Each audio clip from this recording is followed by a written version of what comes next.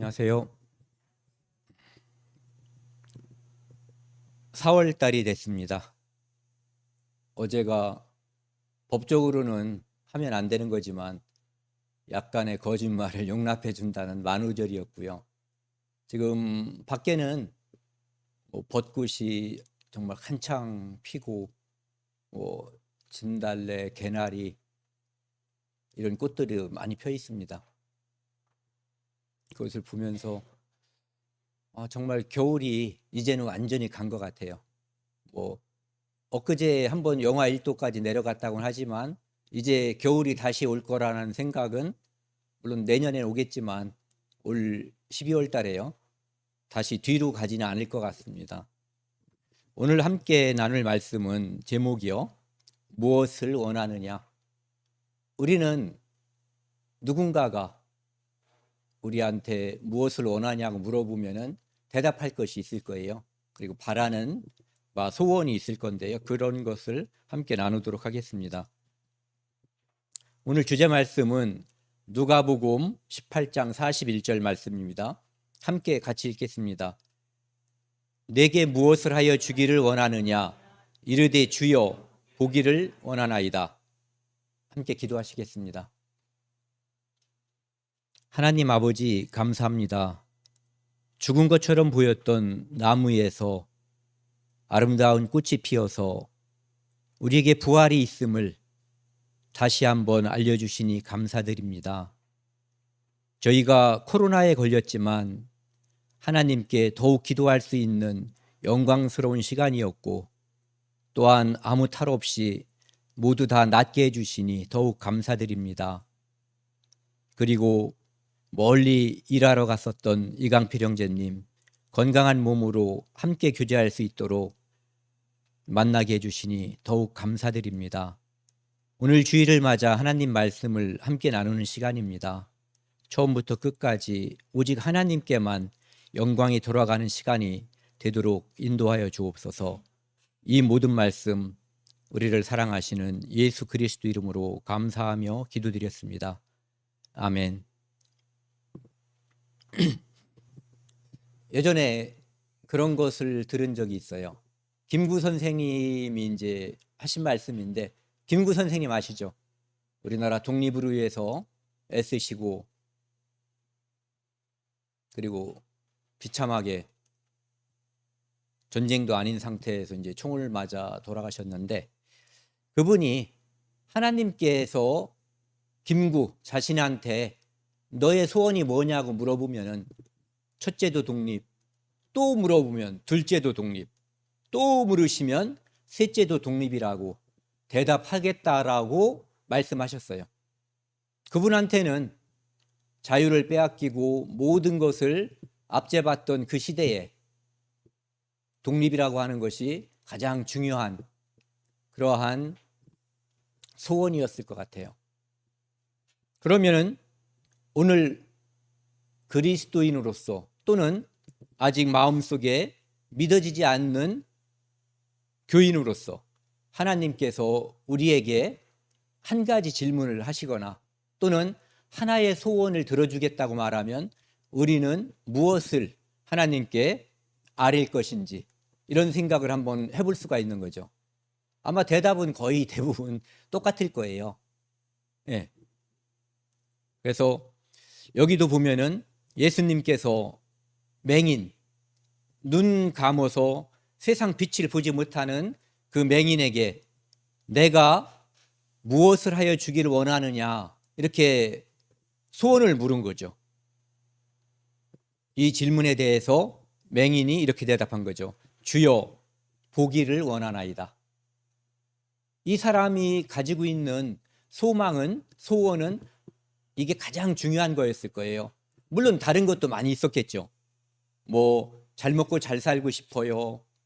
뭘 가지고 싶어요. 또 결혼도 하고 싶어요. 여러 가지가 있었겠지만 한 가지만 말하라면 그 중에서 가장 중요한 것을 말했겠죠. 가장 첫 번째로 이루고 싶었던 것, 그것이 바로 보기를 원하나이다 이렇게 대답을 했어요. 우리도 이런 질문 질문이 없어도 스스로가 이런 대답을 해보신 적이 있을 거예요. 예전에 제가 하나님을 믿지 않았을 때 하나님 말씀을 쭉 듣고 나니까요, 하나님이 계시다는 게 믿어지기 시작한 거예요. 그러고 나서 성경을 통해서 뭐 사람들이 다 그렇잖아요. 다른 사람이 볼 때 저를 나쁜 놈이라고 생각해도 저는 나름대로 착하게 살려고 애쓰는 사람이란 말이에요. 그러니까 저는 꽤 괜찮은 인간이라고 생각을 했었는데, 성경에서, 즉 하나님의 관점에서 저를 들여다보니까 저는 오늘 당장 죽으면 심판받고 지옥 가는 그러한 비참한 존재라고 하는 것을 알게 된 거예요. 그러니까 하나님께 기도할 수밖에 없었죠. 기도는 간절한 것, 절박한 것, 이것이 있을 때 저절로 나오게 되는 거거든요. 그러니까 기도를 안 한다는 것은 절박한 것이 없어서가 아니라, 간절한 것이 없어서가 아니라 지금 현재 절박하고 간절함을 모르는 상태인 거예요.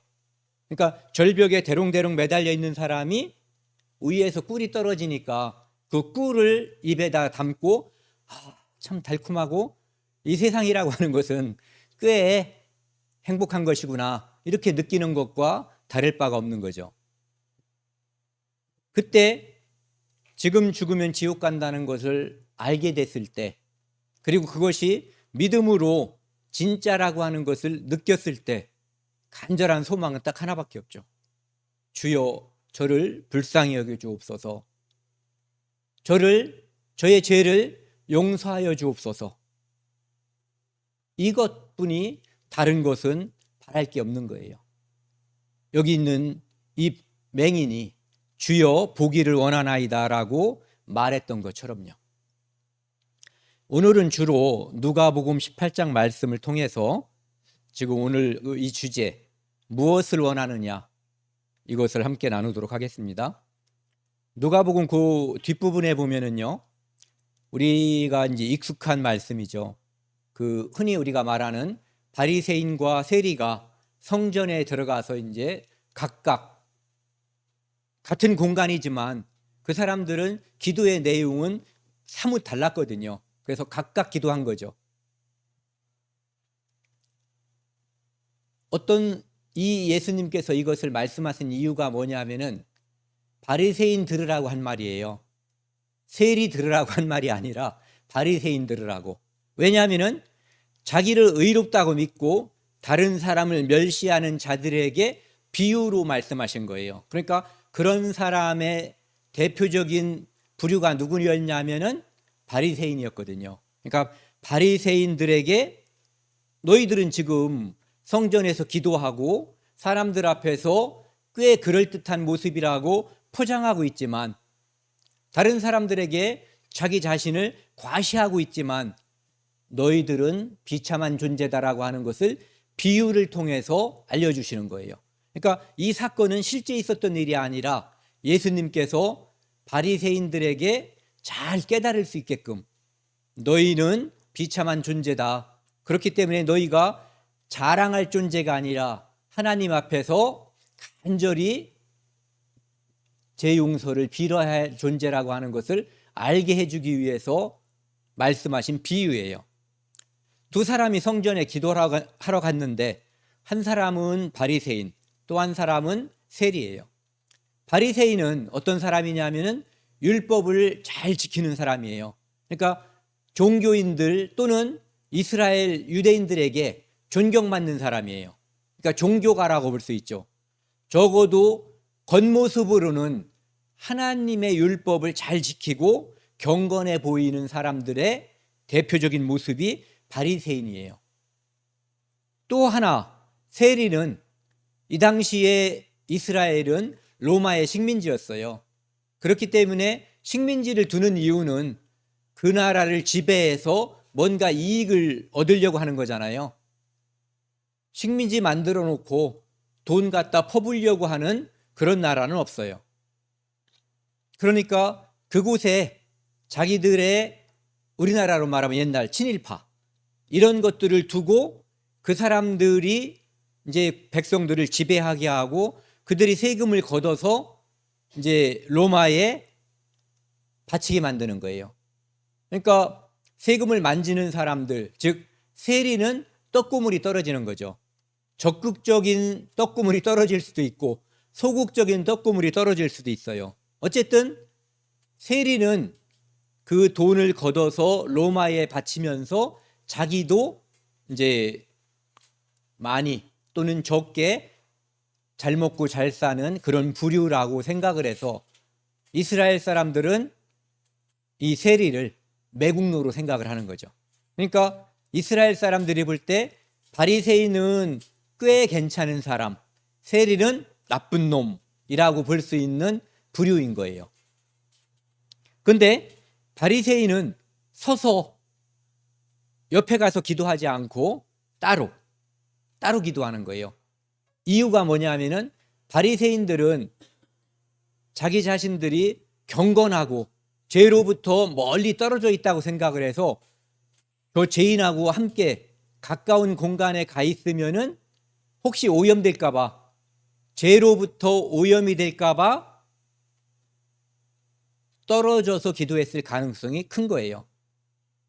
그래서 뭐라고 기도했냐면은 하나님이여 나는 하나님 저 좀 봐주세요 이런 거예요. 다른 사람들, 이 세상에는 이런 사람들이 가득한데 저는 그렇지 않아요라고 하나님께 자랑하는 거죠. 토색, 남이 거 힘 있다고 남이 거 빼앗는 사람들, 불의는 의롭지 않은 거니까 모든 종류의 나쁜 짓, 다른 사람들을 뭐 착취하는 걸 포함해서 다 포함하는 거죠.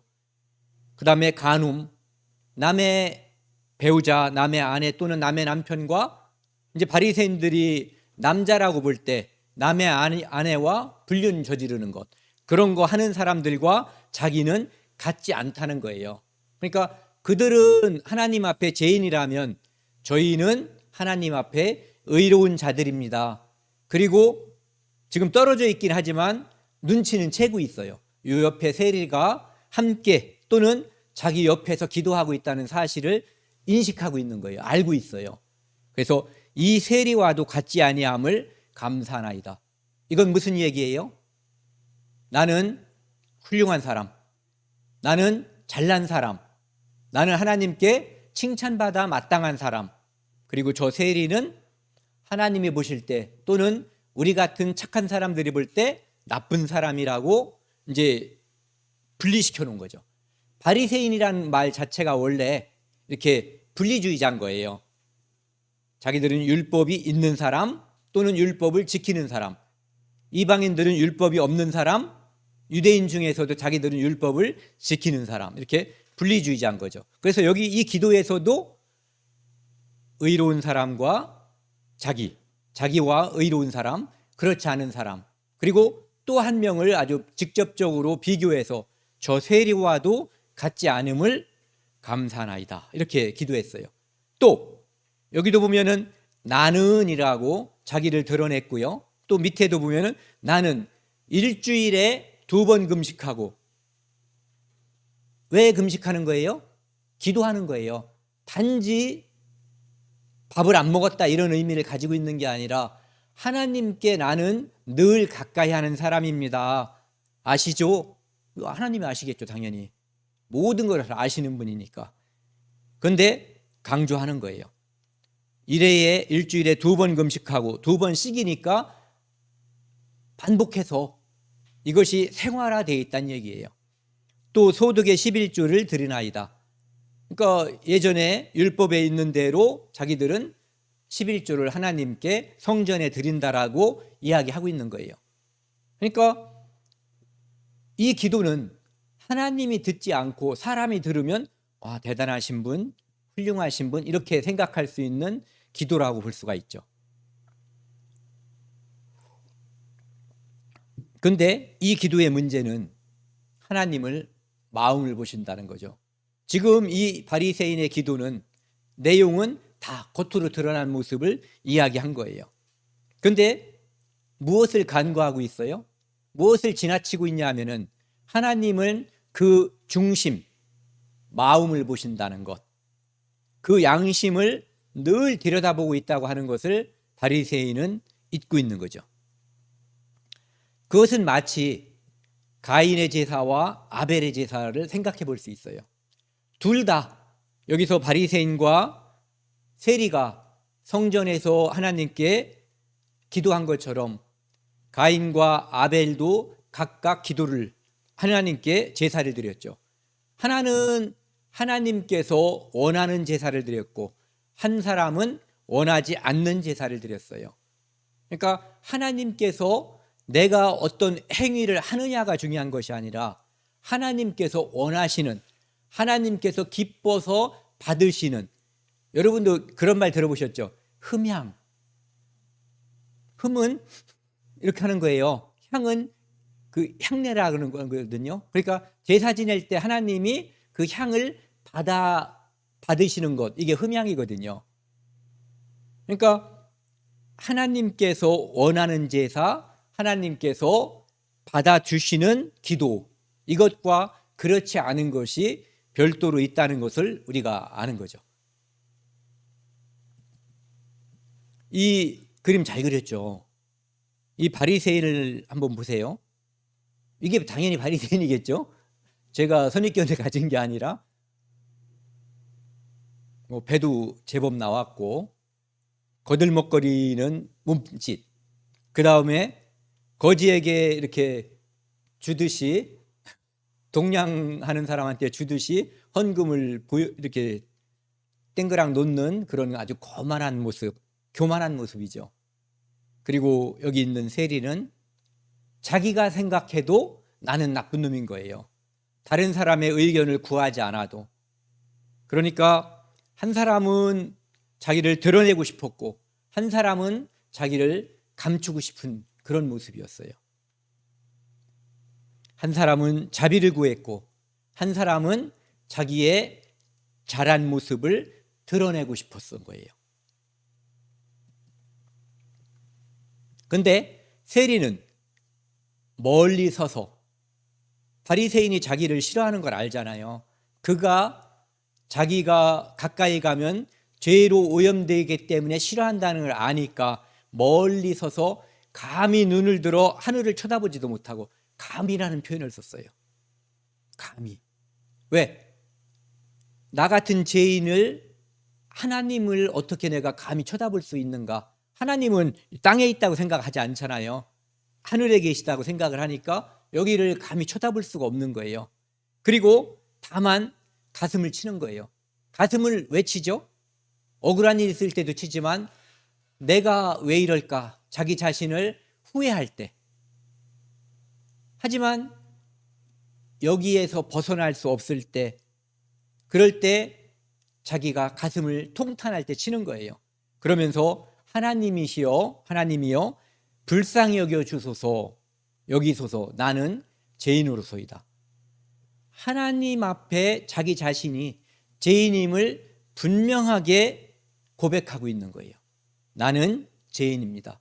그러니까 나는 자랑할 것이 있고 상 받을 사람이 아니라 불쌍히 여겨주지 않으면 심판받고 하나님 앞에 벌받을 그러한 존재입니다라고 하나님께 긍휼히 여겨주는 거, 하나님께 불쌍히 여겨주시기를 간절히 비는 거죠. 그러니까 모든 죄가 하나님 앞에 있음을 이 세리는 알고 있는 거예요. 그러니까 사람들에게는 용서받지 못하고 비난받을지라도 하나님은 혹시 나를 용서해 주실까 해서 하나님께 죄를 비는 거죠. 그 다음에 예수님께서 이 두 사람의 비유를 말씀하시고 뭐라고 말씀하시냐면 결론이죠. 14절은 같이 읽겠습니다. 내가 너희에게 이르노니 이에 저 바리새인이 아니고 이 사람이 의롭다 하심을 받고 그의 집으로 내려갔느니라. 무릇 자기를 높이는 자는 낮아지고 자기를 낮추는 자는 높아지리라 하시니라. 이것을 말씀하시기 위해서 이 비유를 드신 거예요. 자기를 높이는 자는, 그러니까 바리새인은 용서받지 못했고 낮아졌고, 자기를 낮추는 자 세리는 높아졌다. 즉 하나님께서 받아주셨다라고 이야기하는 거죠. 우리가 하나님께서 우리에게 무언가를 요구할 때, 너는 무엇을 원하느냐라고 할 때, 자기 자신을 알고 하나님을 알고, 이 두 가지가 굉장히 중요해요. 하나님을 알고 나 자신을 알 때 내가 하나님께 무엇을 구할 것인가를 정확하게 알 수가 있는 거죠. 하나님을 모르면 나의 모습을 정확히 알아도 우상한테 가서 죄를 용서해 주세요, 무당이나 부처에게 가서 빌게 돼 있는 거예요. 하나님을 모르면, 내가 죄인이라는 걸 알아도. 그런데 하나님이 나를 심판하실 분이라는 걸 알고 내가 죄인임을 알면 오직 죄를 용서하시는 분은 하나님밖에 없다는 것을 알고 그분께 불쌍히 여겨달라고 기도하게 돼 있는 거죠. 네. 그렇기 때문에 나를 알고 하나님을 아는 것, 또는 하나님을 알고 나를 아는 것, 이 두 가지를 동시에 알아야만 우리가 하나님 앞에서 하나님이 원하는 기도, 하나님이 원하는 제사를 드릴 수가 있는 거예요. 그리고 하나님께서 우리를 위해서 드린 그 제사를 우리가 믿음으로 받아들일 수가 있는 거죠. 그래서 바리새인과 세리는 원하는 게 달랐어요. 그러니까 얻은 것도 달랐던 거죠. 하나님께서 우리에게 두 길을 이렇게 제시하시잖아요. 우리는 여러 개 중에 고르는 것 같지만 실제는 대부분 두 개 중에 하나 고르는 거예요. 네. 그래서 바리새인이 가고자 했던 길과 세리가 가고자 했던 길은 달랐어요. 그런데 하나님께서 원하시는 길은 바로 세리가 갔던 길이었던 거죠. 그 길로 오기를 바랬던 거예요. 또 한 사람의 이것은 비유가 아니라 실제 있었던 사건이었던 것 같아요. 비유란 표현이 없는 걸로 봐서요. 어떤 관리, 그리고 이 사람이 관리라고 돼 있고 나이가 젊은 걸로 봐서 어떻게 보면 사람들이 부러워하는 대상이죠. 젊은데 관리이면서 부자인 거예요. 그 사람이 예수님께 질문을 했어요. 선한 선생님이요, 이렇게 질문했어요. 선하다는 말을 표현해 예수님께서 반응을 하시거든요. 뭐라고 이 사람이 질문했냐면, 내가 무엇을 하여야 영생을 얻으리이까? 실제로는 우리가 영생을 얻는 것은 우리의 행위가 아니죠. 하나님께서 해놓으신 것을 알고 믿을 때 영생이 주어지는 거예요. 그런데 일단은 첫 번째 방향이 틀린 거예요. 무엇을 해야만 영생을 얻을 거다라고 착각하고 있는 사람들이 많아요. 특별히 종교인들 중에. 그러니까 하나님께서 주시는 것을 받는 사람들은 믿음의 사람, 신앙인이라고 볼 수 있다면, 내가 무엇을 어떤 신적인 존재에게 해야만 내가 하나님께, 어떤 신에게 인정받을 거다라고 생각하는 사람들은 이런 생각을 가지고 있어요. 무엇을 해야 하나님께 보답이 올 것이다. 그것도 가장 큰 보답인 영생이라고 하는 것. 그런데 예수님께서 질문에 대해서는 대답하지 않으시고 이렇게 말씀하시죠. 내가 어찌하여 나를 선하다 말하느냐, 일컫느냐. 선한 분은 오직 하나님 한 분이신데, 그러면 너는 나를 내가, 사람들은 나를 요셉의 아들, 마리아의 아들, 야고보의 형 이렇게 취급하는데, 목수의 아들로 나를 취급하는데, 너는 나를 메시아, 그리스도, 구세주, 성자 하나님, 그것으로, 즉 하나님으로 나를 알고 있느냐? 이런 질문인 거거든요. 왜냐하면 선한 이는 하나님밖에 없으니까. 그런데 그 입에서 선한 선생님이여 라고 말을 했기 때문에요. 그런데 예수님께서 내가 계명을 안 하니, 그러니까 당시의 유대인 중에 이렇게 뭔가를 추구하는 사람들은 율법의 상당히 능통하거나 율법에 상당히 가까워져 있는 사람들이었던 거예요. 계명을 안 하니 간음하지 말라.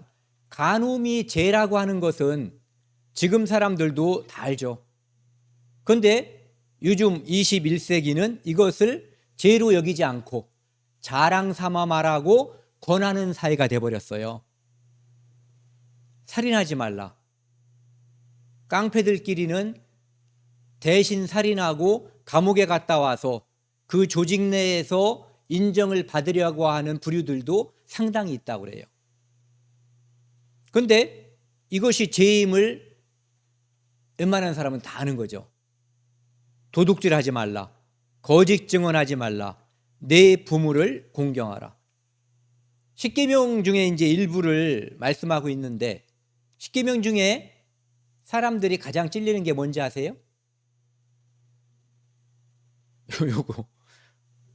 내 부모를 공경하라. 다른 것들은 살다 보면 그럴 수도 있지. 뭐 이런저런 핑계도 대고 합리화가 잘 되는 편이에요. 그런데 내 부모를 공경하라에 대해서는 이 합리화하기가 어려운 거예요. 왜냐하면 그분이 내게 끼쳐준 그 모든 은혜, 그리고 그거에 대해서는 뭐 생각 안 해봐도 다 아는 거거든요. 본인이 직접 체험한 거기 때문에. 그리고 이 은혜에 대해서 돌이킬 때, 즉 부모님께 공경을 했을 때 하나님께서는 약속이 있어요. 이것이 약속 있는 계명이에요. 이 땅에서도 잘 될 거다라고 하는, 그러니까 유일한 이 땅에서도 잘 될 거다라고 하는 하나님의 약속이 있는 유일한 계명이 부모를 공경하라는 거죠.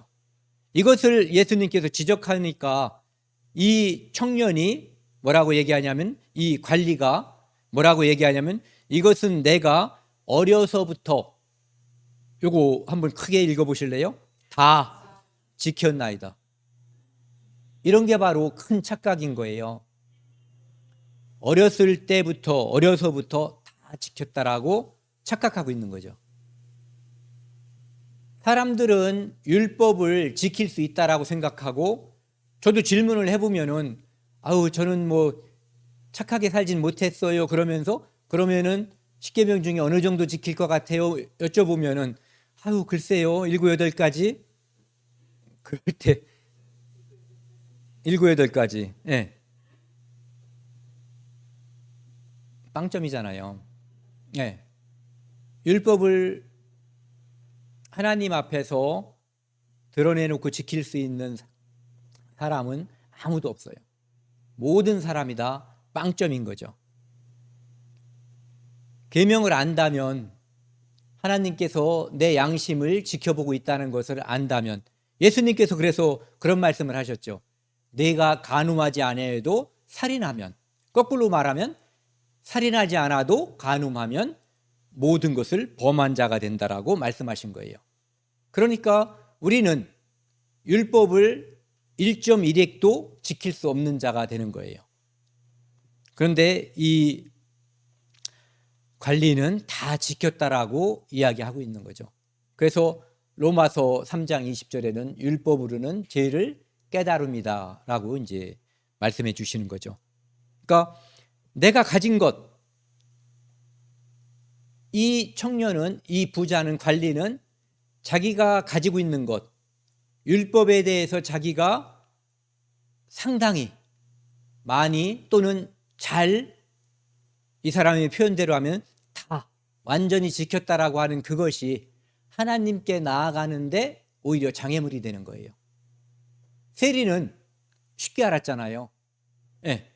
세리는 하나님께 쉽게 접근할 수 있었어요. 자기 양심에서 송사하는 것을 쉽게 받아들일 수가 있었죠. 그런데 아까 말씀드린 바리새인과 이 관리는 나름대로는 무언가 공로를 많이 쌓아놨던 거예요. 그렇기 때문에 실질적으로는 그것이 하나님께 나아가는데 장애물이 되는 거죠.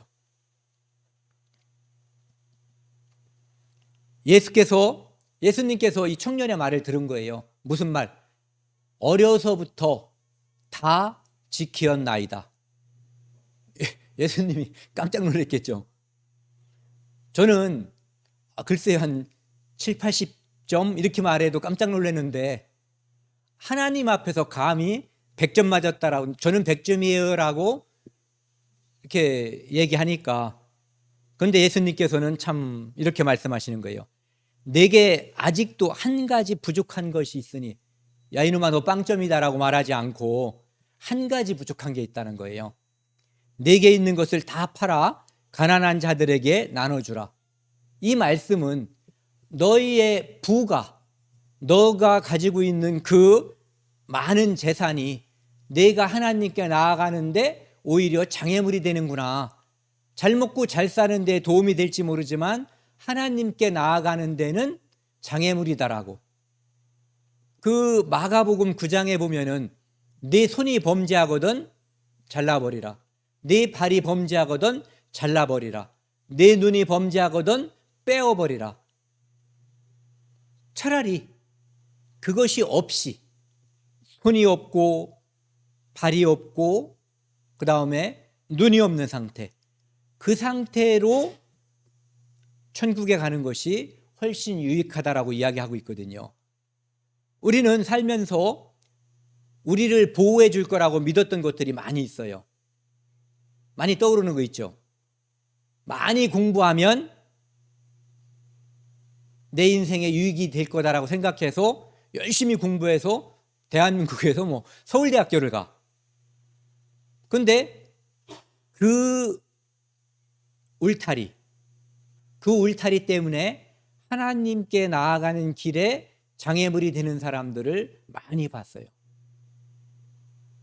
그래서 하나님께 나아가는 자들이, 낮은 자들, 어린아이와 같은 마음을 가진 사람들, 다른 사람들에게 자랑할 게 없는 사람이 하나님께 더 잘 나아갈 수가 있어요. 물론 과대망상증이 있어서 남들 보기에는 아무것도 아닌데 또 뭔가 있다라고 착각하는 사람들도 물론 많이 있긴 해요. 그러면서 그 청년이, 그 사람이 큰 부자이므로 이 말씀을 듣고 심히 근심하니라. 예수님께서는 그가 하나님께 나아가는데 장애물이 되기 때문에 그것을 버리라고 했는데, 그는 이 땅을 살아가는데 그것이 도움이 될 거라고 생각을 해서 그것을 버리지 않는 거예요.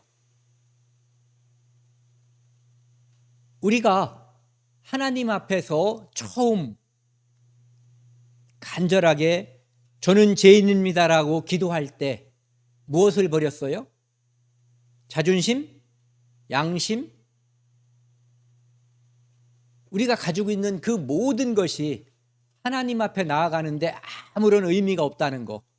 오직 하나님께 간절히 기도하고 그분만이 내 모든 것을 결정하실 수 있는, 결정하는 분이라고 하는 것을 알고 그분께 나아갈 때, 아까 그 세리처럼, 그때 하나님께서 우리에게 질문해 줄 수가 있죠.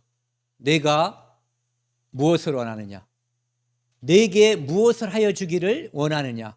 그때 우리가 대답할 수 있는 거예요. 주여, 저를 불쌍히 여겨 주옵소서. 저를 구원해 주옵소서. 또는 저의 어머니를, 저의 아버지를, 우리 엄마 아버지를 구원해 주옵소서.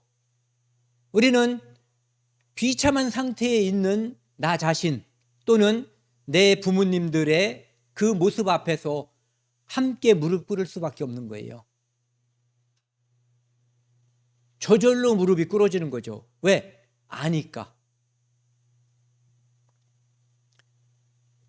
우리가 의지하고 있는 그 어떤 것도 하나님께 나아가는데 도움이 되는 것이 없어요. 예. 어떤 사람이요,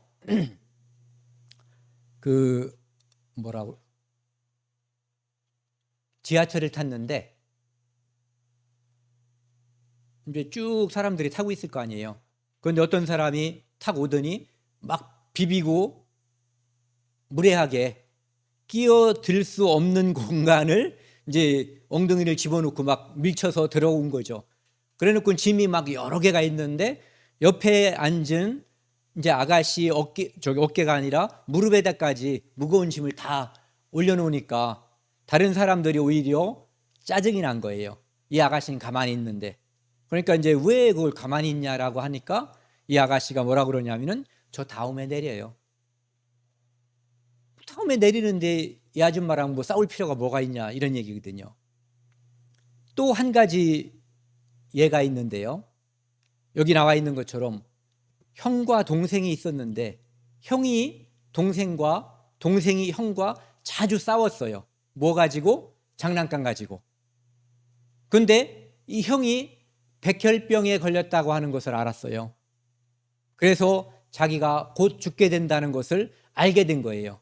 그러니까 내 장난감 내가 모두 가져도 돼.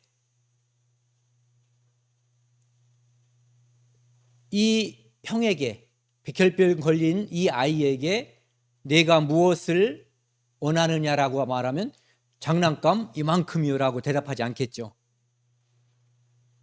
백혈병을 낫게 해주세요. 저를 더 살게 해주세요라고 이야기할 거예요.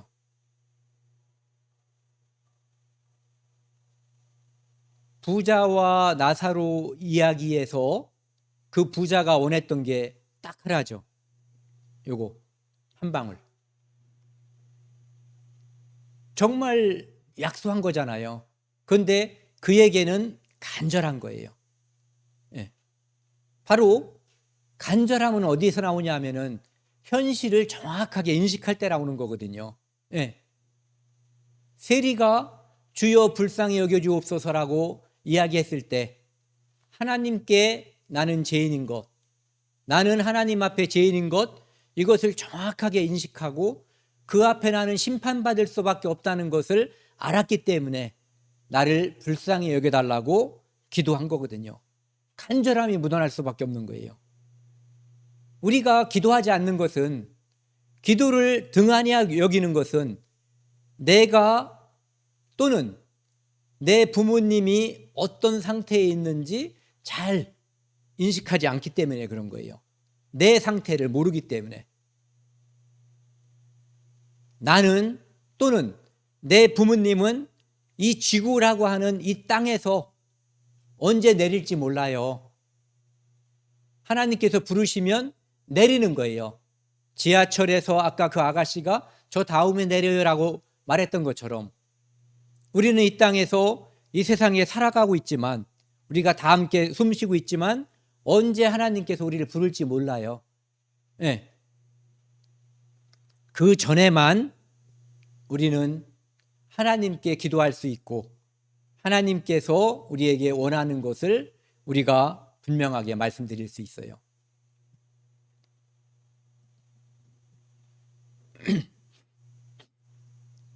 예수님께서 그 청년이, 그 부자가 그냥 가버리는 것을 보고서 뭐라고 말씀하시는 거냐면 재물이 있는 자가 하나님 나라에 들어가기가 매우 어렵다라고 이야기하고 있어요.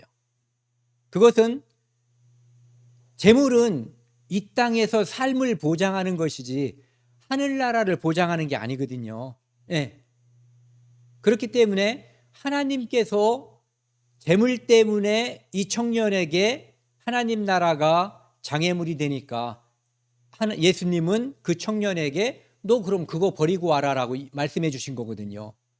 그것은 그에게 너 거지가 되라고 말하는 것이 아니라 천국에 가라고 말하는 거죠. 지금은 부자니까 자기가 아쉬운 게 없는 거예요. 그런데 가난해지면은 비로소 자기 자신이 불쌍한 존재임을 알게 되는 거거든요. 우리가 하나님을 정확히 바라볼 수 있었을 때 그때 드디어 기도가 나오는 거예요. 네. 내가 얼마나 불쌍한 존재인지 모르는 상태에서는 기도는 아까 바리새인이 했던 것처럼 그냥 이 천정을 울리는 또는 이 유리를 울리고 내 귀에 다시 들어오는 그런 기도에 불과한 거예요. 그 기도가 하나님 앞에 갈 수가 없어요. 간절함이 없기 때문에. 그러면서 낙타가 바늘귀에 들어가는 것이 차라리 부자가 하나님 나라에 가는 것보다 쉽다라고 말하거든요. 생각을 해보세요. 이 그림을 제가 준비했는데요. 이게 잘 보시면 바늘이에요. 바늘. 이게 바늘이고 나름대로 노력을 했죠. 끼워서 그러니까 벌써 입에 딱 막혀버린 거죠. 여기서는 낙타라고 표현했지만 어떤 사람들에게는 재물이 될 수 있고 어떤 사람들에게는 지식이 될 수가 있어요. 어떤 사람들에게는 또 내가 자랑스럽게 생각하는 내 자식이 내가 이 땅에서 아무런 소망이 없는 존재임을 인식하지 못하게 되는 소재가 될 수도 있는 거예요. 그래서 힘을 당기고 뒤에서 밀지만 이것이 이 구멍 안으로 들어갈 수는 없는 거죠. 언제 들어갈 수가 있냐면은 나 자신이 하나님 앞에 매우 내가 현재 가지고 있는 것으로는, 그러니까 예수님께서 이 말씀을 하시죠. 듣는 자들이 이르되 그런즉 누가 구원을 얻을 수 있나이까? 사람들은 자기가 구원을 얻을 수 있다라고 생각을 하는 거예요. 이르시되 27절 같이 읽겠습니다. 이르시되 무릇 사람이 할 수 없는 것을 하나님은 하실 수 있느니라. 하나님만 하실 수 있는 거예요. 하나님은 하실 수 있는 것이죠. 사람이 하실 수 없는 것을. 언제? 하나님께서 우리에게 질문하실 때 내게 무엇을 하여 주기를 원하느냐? 내가 무엇을 원하냐고 했을 때 한 가지 소망이 있을 때 다른 그 모든 것이 내게 소망이 아니고 오직 나를 살려주세요. 오직 내 부모님을 살려주세요라고 하는 간절하고도 절실한 그 기도가 하나님 앞에 상달이 될 수가 있는 거죠.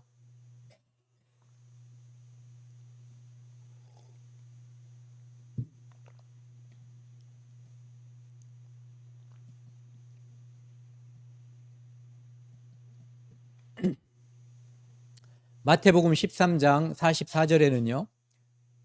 예전에 제가 드라마를 봤는데요.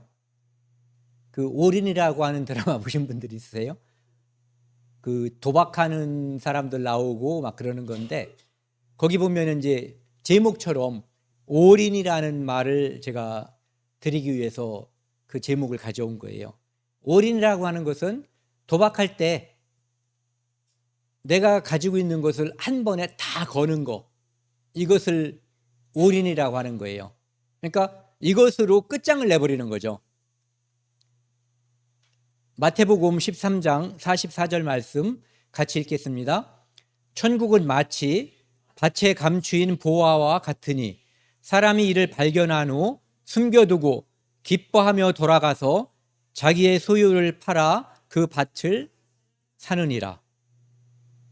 천국은 비유하는 거죠. 밭에 감추인 보화 같다. 내 밭이 아닌 거예요. 원래는 내 밭이 아닌데 사람이 남의 밭에서 일하다 보니까 거기에 보화니까 그냥 다이아몬드라고 하자고요. 다이아몬드가 뭐 이만한 것이 주머니에다 넣고 올 만한 게 아니라 어마어마한 게 많이 있다는 것을 최초 발견자겠죠. 그러니까 이 사람이 이 짓을 했어요. 사람이 이를 발견한 후 숨겨두고 주인한테 말하지 않은 거예요. 기뻐하며. 왜 기뻐했어요? 희망, 꿈이 있는 거예요. 아, 이제 내가 뭔가를 해서 이것을 소유하면 나는 이제 떼부자가 된다. 이렇게 이제 생각을 한 거죠. 돌아가서 자기의 소유를 다 팔아 그 밭을 샀느니라. 천국은 이런 거라는 거예요. 그러니까 천국을 발견한 사람은 천국이 내 안에 들어온 사람은 이 사람처럼 사는 것이 현명한 사람이라고 하는 것을 예수님께서 알려주시는 거죠. 사람들은 그리스도인들을 광신자? 광신자라고? 광신도라고 생각하는데 실제로 그 방향이 옳다면 광신도가 제대로 된 그리스도인인 거예요. 왜? 올인하는 것이 정상적인 거죠. 바보 아닌 다음에야 우리가 사람들끼리 뭐 그런 거 관심 갖는 사람도 많죠. 야, 어디에 투자해야 돼? 뭐 주식이라든지 아니면 뭐 어디 있는 아파트가 뭐 값이 많이 오를 것 같냐? 뭐 이런 것을 서로 정보를 나누고 무슨 모임도 만들어 가지고 뭐를 하는 사람들이 있어요. 그 사람들이 주로 많이 하는 말이 어딘데, 어디에 투자해야 되는데 이런 말이란 말이에요. 그 사람들에게 알려주세요. 여기라고. 여기에요. 거기가 예를 들어서 그 전에 무슨 제약회사에 투자를 했더니 뭐 1000%가 올랐다. 그럼 여기는 1000%가 아니라 1000배, 만배, 억배, 조배 그런 건 거예요. 네. 그래서 여기에 올인하는 것이 우리가 가장 현명한 사람인 거예요. 그리고 여기에 들어가기 위해서 지난번에 말씀드린 것처럼 두드리고 구하고 찾고 아직 들어가지 않은 사람은 이것이 필요해요. 두드리고 구하고 찾는 것. 근데 이미 들어간 사람은 여기 나와 있는 것처럼 올인하는 게 중요해요. 올인하는 광신도는 어떤 광신도냐 하면은 늘 기도하는 광신도예요. 그리고 그것을 다른 사람들에게 진짜로 설명해 주는 거죠. 투자 설명회를 하는 거예요. 사람들, 가족들에게 야, 너 지난번에 뭐 투자했다더니 얼마큼 벌었냐 물어봐가지고 그래? 2배야? 성공했네? 나는 무한대야. 이것을 알려주는 거죠. 그 사람들에게 질문할 수 있잖아요. 내가 무엇을 원하느냐? 우리가 이미 알고 있고 이미 얻은 것에 대해서 설명해 주어야 할 책임이 있고 사명이 있어요. 그리고 양심이 있다면 그것을 알려줘야지 돼요. 우리는 대박인데 다른 사람들은 쪽박 차서는 안 되는 거죠. 거기는 인원 제한이 없잖아요. 이게 얼마나 좋은 거예요.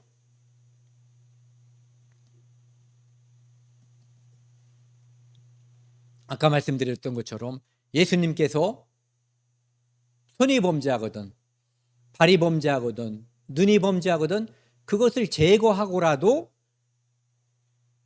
지옥에 가지 않는 것. 그 반대로 말하면 천국에 가는 것이 중요하고 이것은 뭐 중요한 것 정도가 아니에요. 비교급이 없는 거잖아요. 가장 중요한 것. 이 세상에 어떤 것과도 비교할 수 없는 것. 모든 것을 다 합쳐도 비교할 수 없는 절대적인 가치가 여기에 있는 거거든요. 그렇기 때문에 예수님께서 이 땅에 하나님이 사람의 모습으로 오셔서 그것을 주기 위해서 본인이 십자가에서 피 흘려서 죽으신 거예요. 그러니까 그 가치가 얼마나 큰가를 생각을 해보셔야지 돼요. 하나님이 나를 위해서 죽을 정도의 가치가 있는 거예요. 그러니까 내가 그것을 내 가족에게 전하기 위해서 겪는 어떠한 핍박 또는 어떠한 뭐라고 해야 되나요? 억울함이라고 하면 안 되고 핍박 또는 고난, 그것도 고난이라고 하기도 좀 그래요. 그것으로 인해서 불편함, 뭔가가 하여튼 그런 것이 존재해요. 그런데 그것은 여기서 장차 우리에게 얻게 될 그거하고 비교하면은 아무것도 아닌 거예요. 예. 48절, 49절 같이 읽겠습니다. 거기에서는 구더기도 죽지 않고 불도 꺼지지 아니하느니라. 사람마다 불로서 소금치듯함을 받으리라. 거기는 이런 곳이에요. 예. 영원한 곳, 구더기도 죽지 않는 곳, 불로서 소금치듯함을 받는 곳. 제가 솔직하게 심정을 말씀드리면, 만약에 죽어서 지옥 가는 게 없고 그냥 이 땅에 살다가 죽는 소나 뭐 이렇게 새나 이런 것처럼 사라지고 소멸되고 만다면 눈물을 흘려가면서 기도까지는 안 할 것 같아요. 죽음을 각오하고 전도하려고는 하지 않을 것 같아요. 그런데 천국이 있어요. 더 중요한 지옥이 있다는 거예요. 그렇기 때문에 우리는 목숨을 걸고 기도하고 목숨을 걸고 양심이 있다면 전도해야지 되는 거예요.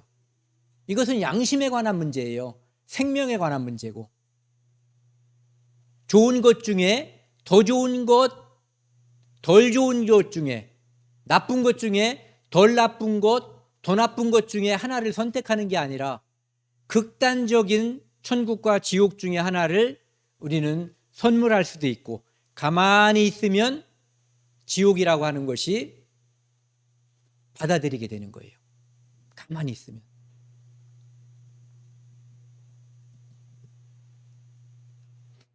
누가복음 18장 17절을 보면은요, 같이 읽겠습니다. 내가 진실로 너희에게 이르노니 누구든지 하나님의 나라를 어린아이와 같이 받아들이지 않는 자는 결단코 거기 들어가지 못하리라 하시니라.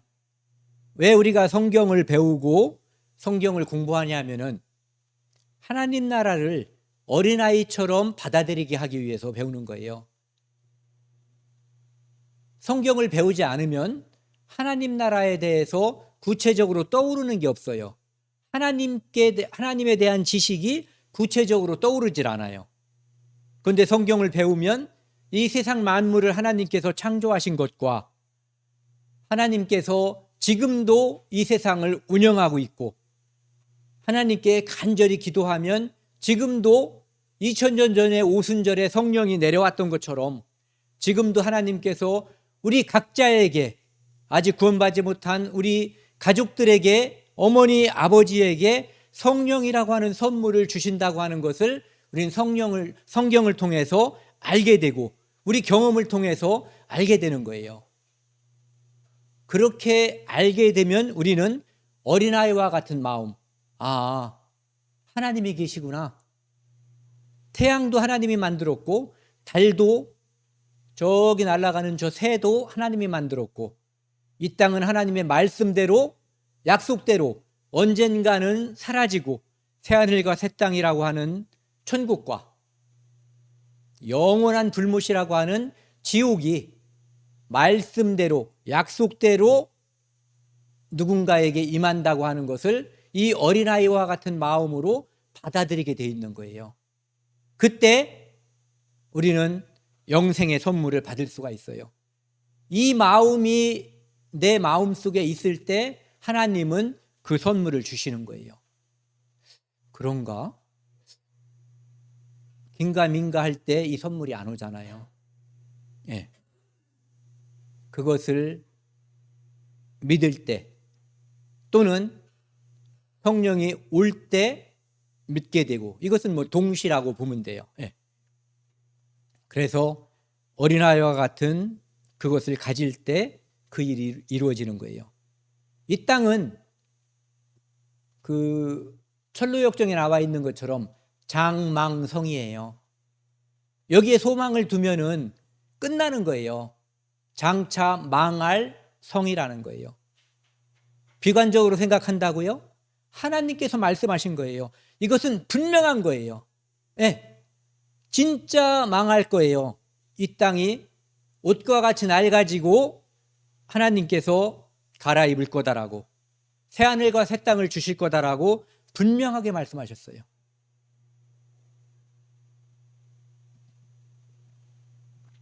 한 맹인이 있었는데 누가복음 그 뒤에 18장 35절부터요. 한 맹인이 길거리에서 구걸을 하다가 사람들이 이제 웅성웅성거리니까 물어본 거예요. 그러니까 대답이 나사렛 예수가 지나간다 하는 거예요. 이 사람은 듣고 있었죠. 나사렛 예수님이 누군지. 그리고 그 전부터 메시아에 대한 지식을 알고 있었던 것 같아요. 그러니까 예수라고 하는 분은 메시아라고 하는 것. 지금 이분이 나사렛에 살고 있지만 베들레헴에서 태어난 그 아기, 그 메시아가 나사렛에서 지금 현재 활동하고 있는 그분이다라고 하는 것을 알고 있었던 거예요. 맹인이 그래서 외친 거죠. 맹인이 외쳐 가로되 다윗의 자손. 여기서는 그냥 예수라고 했는데 그가 메시아라고 하는 것을 알고 있었다고 하는 힌트가 바로 이거예요. 다윗의 자손. 다윗의 자손으로 메시아가, 그리스도가, 구세주가 온다고 하는 것을 알고 있었던 거예요. 듣기만 했다고요? 알고 믿었던 거예요. 그러니까 소리쳐서 불렀죠. 여보세요, 이게 아니에요. 다윗의 자손 예수여. 이 사람이 낼 수 있는 최대한의 목소리로 불렀을 거예요. 그 주변에 지금 어떤 분위기를 전혀 생각하지 않고 부른 거예요. 나를 불쌍히 여기소서. 크게 소리 지른 거죠. 이게 우리가 필요해요. 앞서가는 자들이 그를 꾸짖어 잠잠하라. 야이 조용히 해. 이렇게 얘기한 거죠. 이놈 새끼가 조용히 하라고. 그러니까 그가 간절한데 조용하라고 조용하겠냐고요. 더욱 소리 질러 다윗의 자손이여 나를 불쌍히 여기소서. 다윗의 자손 즉 메시아 나를 불쌍히 여기소서. 나를 구원하실 분은 예수밖에는 없네. 나를 구원하시리 예수밖에 없네. 이것을 마음속으로 믿는 사람이었던 거예요. 그러니까 더욱 소리 지르고 간절했었던 거죠. 여기 그림을 보시면은요, 우리가 누군가에게 특히 가족들에게 복음을 전할 때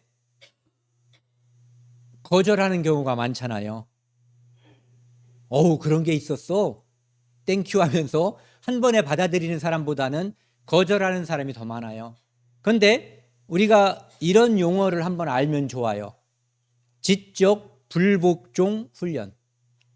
이 맹인을 인도하는 개는 무슨 훈련을 받냐 하면은 많은 훈련을 받는데 그 중에 하나가 지적 불복종 훈련이에요. 다른 때는 주인이 원하는 것을 하는 거예요. 툭 치면은 앞으로 가는 거고 당기면 뒤로 가는 거예요. 그런데 주인이 아무리 가자고 해도 지금 횡단보도가 여기는 지금 차로에 빨간불이 들어온 거잖아요. 지금은 정상적으로 갈 수 있지만 이 반대의 경우라면 가서는 안 되는 거죠. 그런데 우리 주인은 자꾸 가라고 그래. 이때는 가서는 안 되는 거예요. 개한테도 이 훈련을 시켜요. 너나 믿어. 내가 너한테 뭐 믿는 거 간섭하더냐? 우리 엄마 아버지들, 우리 할머니 할아버지들 이런 말 잘하셔요. 그때 우리가 예 알겠습니다 이러면 안 되는 거예요. 지적 불복종 훈련을 우리가 평상시에 하고 있어야 돼요. 다른 말은 다 들어도 그 말씀은 들을 수가 없어요. 그 말씀을 제가 들으면 엄마는 아버지는 지옥 가는 거예요. 그래서 이런 것을 마음속에 가지고 있어야 돼요. 그래서 비록 내가 존경하는 부모님의 명령이라고 해도 이 말씀은 들을 수가 없는 거죠. 오늘 준비한 마지막 말씀입니다. 그러니까 예수께서 막 악을 쓰고 소리를 지르니까 맹인을 부른 거예요. 물어 이르시되 41절 오늘 본문 말씀 같이 읽겠습니다. 내게 무엇을 하여 주기를 원하느냐? 이르되 주여 보기를 원하나이다. 맹인은 보기를 원했을 거예요. 이 맹인이 여기서 눈 떴다면 그 후에 예수님이 너한테 뭘 해주기를 원하냐 하면은 그 한편 강도가 원했던 것을 원했겠죠. 예. 오늘 이 약속을 받기를 원했을 거예요. 내가 나와 함께 낙원에 있으리라. 내 죄사함을 받았느니라. 이런 약속을 받기를 원했을 거예요.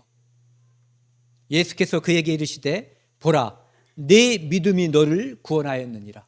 그는 죄인임을 알았고 이분이 메시아임을, 다윗의 후손 메시아 그리스도임을 하나님께서 구약 성경에서 약속하신 그분임을 알고 믿었던 거예요.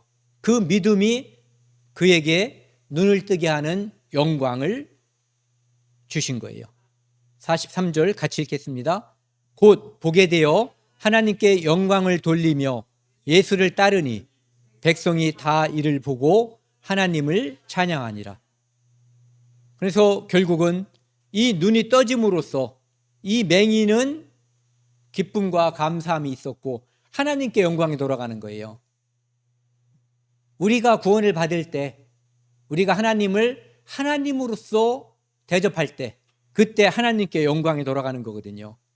우리가 꾀꼬리 같은 목소리로 찬송가를 불러야 하나님을 찬양하는 것이 아니라, 하나님께 영광을 돌리는 것이 아니라, 내가 하나님이 이 세상을 지었음을 인정하고 이 땅에 오신 예수 그리스도가 내 죄를 위해서 십자가에서 달리어서 돌아가셨음을 믿는 것, 그게 내가 하나님께 영광을 돌리는 것이고 마음에서 하나님께 찬양을 하는 거예요. 그래서 결과는 그 맹인도 백성이 다 이를 보고 하나님을 찬양하느라. 이것이 우리가 그분을 믿게 될 때, 그분을 제대로 발견할 때 이루어지는 자연스러운 거예요. 그것이 바로 우리 삶인 거고 그 삶을 우리가 가장 사랑하는 가족들에게 전하고 싶은 거죠. 오늘은 여기까지 하겠습니다. 함께 기도하시겠습니다. 하나님 아버지 감사합니다. 하나님께서 우리에게 네가 무엇을 원하냐고 한 가지 소원을 질문하시면 조금도 망설이지 않고 서슴지 않고 대답할 것입니다. 내가 사랑하는 어머니, 아버지 구원받게 해주세요. 이 말씀 외에 다른 소망이 없습니다. 저희를 불쌍히 여겨주시고 아직 구원받지 못한 우리 어머니, 아버지들이 구원받도록 주님 그 마음을 열어주시고 인도하여 주옵소서. 특별히 4월 6일부터 8일까지 우리 어머니, 아버지들을 위해서 복음 잔치를 합니다. 그 시간 함께 해주셔서 거기에 참여한 모든 사람들의 마음을 열어주시고 예수 그리스도가 우리의 유일한 구원자임을 믿게 도와주옵소서. 이 모든 말씀 우리를 죄에서 영원히 구원하신 예수 그리스도 이름으로 감사하며 기도드렸습니다. 아멘.